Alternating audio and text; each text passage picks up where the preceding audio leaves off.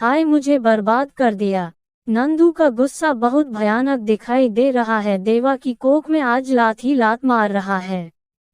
देवा दर्द से कांपता रहा। नंदू पर उस पर तरस नहीं आ रहा था।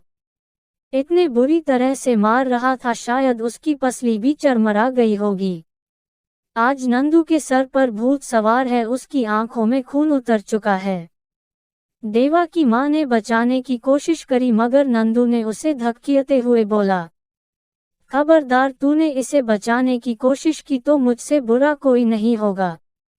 तेरे लाड प्यार ने इसे बिगाड़ दिया है। फिर किसी धोबी की तरह उसे धोने लगा। वो बेचारा करहता रहा। वो जालिम कसाई की तरह उस पर टूट पड़ा।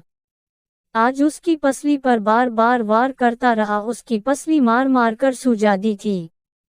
एक बार तो उसकी आंख फटी की फटी रह गई। ऐसा लगने लगा इसे आज मार ही देगा। जब वो जमीन पर पड़ा था, नंदू ने जमीन पर पड़े हुए के भी कोख में लात बजा रहा था। नंदू ने फिर उसकी ज्यादा हालत खराब देखकर उसे छोड़ दिया। घर से बाहर निकल गया। देवा जमीन पर पड़ा तड़पता रहा। इतने में पड़ोसी आ गए, उसे पानी पिलाने लगे। देवा की माँ भी उसके पास आ गई और रोने लगी। उसे डॉक्टर के पास ले जाने का इंतजाम करने लगे। देवा नंदू का इकलौता लड़का है। नंदू बेचारा अपने परिवार का लालन पोषण मजदूरी कर भरता था। कैसे कैसे बेचारा कमाता, फिर घर में खाना बनता था। देवा किसी काम काज पर ध्यान नहीं देता। नंदू को दिमाग में एक बात आई, ये देवा पूरे दिन आवारा आदमी की तरह घूमता रहता है। कुछ काम कर ले तो मुझे भी सहारा मिल जाएगा। नंदू पैसे का इंतजाम करने के लिए निकल पड़ा। पहले लाला जी के पास गए। लाला जी ने आते ही आव भगत करने लगे। नंदू का आज तक का रिकॉर्ड रहा है, जो भी पैसे लिए है टाइम पर लाला जी के पास आ गए हैं। न कभी सूद में गड़बड़ हुई, न कभी हिसाब में। इसी कारण नंदू को कोई सूदखोर पैसे को मना नहीं करता था। नंदू पैसे के मामले में खरा सोना उतरता था। किसी की मजाल कोई नंदू को पैसे को मना कर दे। नंदू ने जबान खोली। सेठ जी ने टेबल पर पैसे रख दिए। पैसे लेकर घर की ओर चल दिया। जाकर देवा को बुलाकर उसके सामने रख दिए। बोला, तेरे बस की बात नहीं है कि तू मेरी तरह मजदूर बन जाए, इसलिए मैं पैसे लाया हूँ, कुछ काम कर ले। देवा ने हामी भर ली। देवा ने मार्केट में कपड़े की दुकान खोल ली। दुकान भी अच्छी चलने लगी। देवा के स्वभाव की वजह से ग्राहक भी बढ़ने लगे। नंदू को भी खुशी होने लगी। सब अच्छा चलने लगा। एक दिन देवा की दुकान पर हरी आया। उसने देखा जिसके जेब में आज नोट की गड्डी भरी पड़ी है। उसने हरी से पूछा, ये सब तेरे है क्या? वो बोला, हाँ, सब मेरे है। उसे बड़ा आश्चर्य हुआ, जिसकी जेब में बीड़ी पीने के लिए पैसे नहीं रहते हैं, आज उस पर इतना पैसा। हरी से पूछा देवा ने, हरी क्या काम कर रहे हो? वो बोला, राजा वाला काम कर रहा हूँ, लॉटरी लगी है। देवा बोला, लॉटरी क्या, उसमें इतना पैसा कमा लेते हो?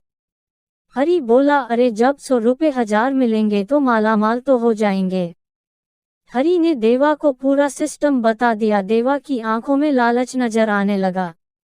अब देवा को एक दिन में मालमाल होने की सूझी।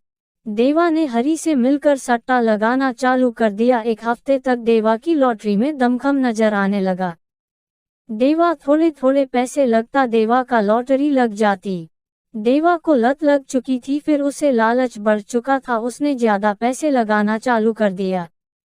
अगले हफ्ते उसके पैसे जाने चालू हो गए। जब बुरा दिन आते हैं तो बुद्धि फिर जाती है। वो कर्ज बंद हो गया। उसकी भूख प्यास उड़ चुकी थी।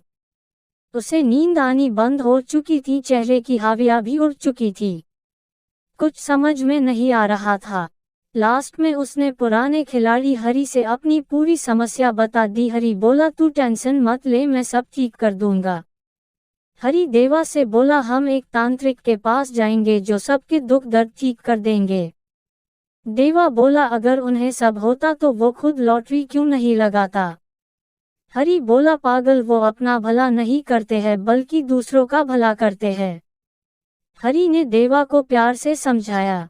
देवा परेशान था, उसे अपनी समस्या सुलझानी थी। वो समझ गया। वो एक तंत्र मंत्र वाले के पास गए। बाबा बोले, क्या समस्या है, बोलो। हरि बोला, बाबा ये बेचारा बड़ा परेशान है, इसे समाधान बता दीजिए। बाबा बोले, कोई लड़की का चक्कर नहीं बाबा, औलाद नहीं होती तो महिला को बुलाओ। नहीं बाबा, किसी से दुश्मनी है तो उसे बर्बाद करना है या मरना है। फिर हरि बोला, नहीं बाबा। अभी बार बाबा ने झिड़कते हुए बोला, तू बता अब क्या है। बाबा, इस पर कर्ज बहुत हो गया है तो मैं क्या करूं बाबा, उतरवा दो। जाओ, मेरे आशीर्वाद तुम्हारे साथ है। हरि बोला, ऐसे नहीं बाबा। बोले, और कैसे? लॉटरी बता दो आप। लास्ट में उसने पुराने खिलाड़ी हरि से अपनी पूरी समस्या बता दी। हरि बोला, तू टेंशन मत ले, मैं सब ठीक कर दूंगा। हरि देवा से बोला, हम एक तांत्रिक के पास जाएंगे जो सबके दुख दर्द ठीक कर देंगे। देवा बोला, अगर उन्हें सब होता तो वो खुद लॉटरी क्यों नहीं लगाता। हरि बोला, पागल, वो अपना भला नहीं करते हैं बल्कि दूसरों का भला करते हैं। हरि ने देवा को प्यार से समझाया। देवा परेशान था, उसे अपनी समस्या सुलझानी थी। वो समझ गया, वो एक तंत्र मंत्र वाले के पास गए। बाबा बोले, क्या समस्या है, बोलो। हरि बोला, बाबा ये बेचारा बड़ा परेशान है, इसे समाधान बता दीजिए। बाबा बोले, कोई लड़की का चक्कर नहीं बाबा, औलाद नहीं होती तो महिला को बुलाओ। नहीं बाबा, किसी से दुश्मनी है तो उसे बर्बाद करना है या मरना है। फिर हरि बोला, नहीं बाबा। अभी बार बाबा ने झिड़कते हुए बोला, तू बता अब क्या है। बाबा, इस पर कर्ज बहुत हो गया है तो मैं क्या करूं बाबा, उतरवा दो। जाओ, मेरे आशीर्वाद तुम्हारे साथ है। हरि बोला, ऐसे नहीं बाबा। बोले, और कैसे? लॉटरी बता दो, आपका बड़ा आसान हो जाएगा। आपके बस की बात नहीं बाबा। बोले, क्यों? हरि बोला, बाबा बोले बता दूं। हरि बोला, हाँ जी सुनो। पहले तो नर मुर्दे के 101 बाल लाओ, उसके बाद मादा मुर्दे की खोपड़ी लाओ। 3 दिन तक उसे उसमें रखो, फिर एकदम सडेगम ऐसी बातें बता दी जो सच में उसकी बस की बात नहीं थी। हरि बोला, हमसे नहीं हो पाएगा। बाबा बोले, हम कर देंगे, 20,000 दे दो। हरि ने देवा की तरफ देखा। देवा ने गर्दन से हामी भर दी। अब हरि बोला, लॉटरी का कैसे मालूम होगा? अपना नंबर दे दो, हम उस पर बता देंगे। बाबा बोले, एक बात और एक बार बता देंगे और जी भर कर लगा लेना, क्या घर बेच कर लगा देना। जाओ। देवा ने दुकान बेचने का इरादा कर लिया। एक दिन बाबा का MSG आया। हरि और देवा ने पूरे पैसे उस दाव पर लगा दिए। हरि देवा को पूरी रात नींद नहीं आई। देवा के दिल में हिलोरे उठने लगे। सुबह जब दोनों ने पता लॉटरी का लगाया, देवा का दिल बैठ गया। उसे ठंड में पसीने आने लगे, उसकी लॉटरी पिट चुकी थी। वो माथा पकड़कर बैठ गया था। हरि ने बाबा को कॉल करी तो बाबा ने जवाब दिया, बच्चा, हमारे चेले ने गलत MSG कर दिया है, अगली बार कवर कर लेंगे। नंदू को जब सब मालूम हुआ तो उसे अपनी इज्जत जाती हुई दिखाई देने लगी। गुस्से में नंदू ने देवा का भूत बना दिया था।